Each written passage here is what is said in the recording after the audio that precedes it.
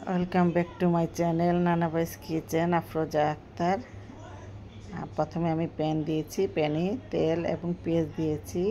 পেঁয়াজটা ব্রাউন হওয়া পর্যন্ত অপেক্ষা করব। আর ব্রাউন হওয়ার পরে দেখিয়ে দিচ্ছি কি কি মশলা দিয়ে দিয়েছি আর কি দিয়ে আমি এটা রান্না করছি।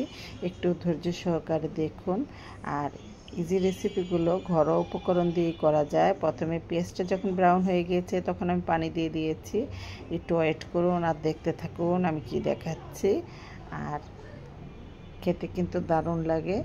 আর আমি আগে থেকেই এটাকে সিদ্ধ করে রেখেছিলাম। আর এখন হলো সেটা দেখিয়ে দিচ্ছি। এখন লবণ দিয়ে দিলাম, তারপরে দিয়ে দিব আদা রসুন পেস্ট এবং পেঁয়াজ পেস্ট। আর এখানে দিয়ে দিলাম গরম মশলা, এলাচ দারচিনি তেজপাতা।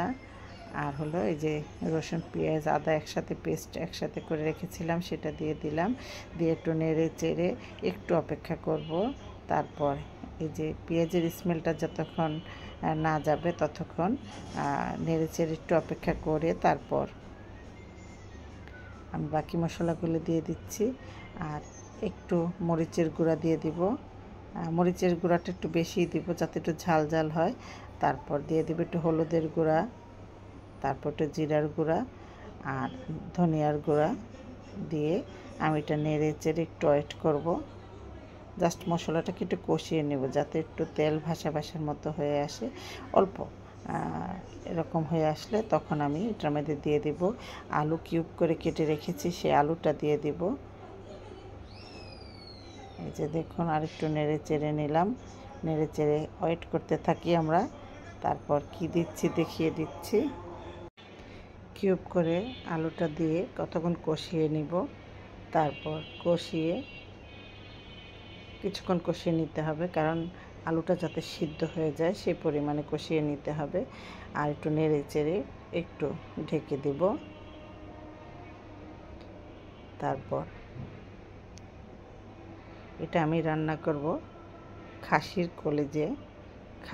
কলিজা আমি আগেই সিদ্ধ করে পানি ফেলে রেখেছি। প্রথমে আমি গরম পানি দিয়ে কলিজাটা কুসুম কুসুম গরম পানি এবং লবণ দিয়ে ধুয়ে নিয়েছি, তারপর সিদ্ধ করে রেখেছি। সিদ্ধ করে তারপর সেটা আমি এখন এই যে দিয়ে দেবো। আলুটা যখন হাফ সিদ্ধ হয়ে যাবে তখন আমি এই কলিজাটা দিয়ে দেবো। কলিজাটা যখন সিদ্ধ করেছি তখন একটু হালকা হলুদ দিয়েছিলাম, আর একটু হলুদ দিয়ে আমি জাল দিয়েছি। আপনারা ইচ্ছা করলে এটাকে একটা আদা রসুন দিয়েও জাল দিয়ে পানি ফেলে দিতে পারেন, কারণ নাহলে কলিজার থেকে একটা গন্ধ আসে, সেই গন্ধটা থাকবে না আমি যেভাবে রান্না করছি সেভাবে। তারপর কতক্ষণ এরকম করে নেড়ে চেড়ে আবার কিছুক্ষণ ঢেকে দিব। তারপর রেখে দিব কিছুক্ষণ, আবার কিছুক্ষণ পরে ফিরে আসব, সে অপেক্ষা করুন।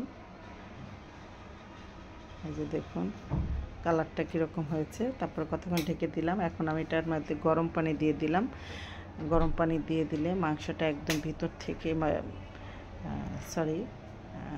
থেকে একদম কলিজাটা জুসি জুসি হয়ে যাবে। এরকম শুকনো শুকনো নামিয়ে নেবেন। আল্লাহ হাফেজ।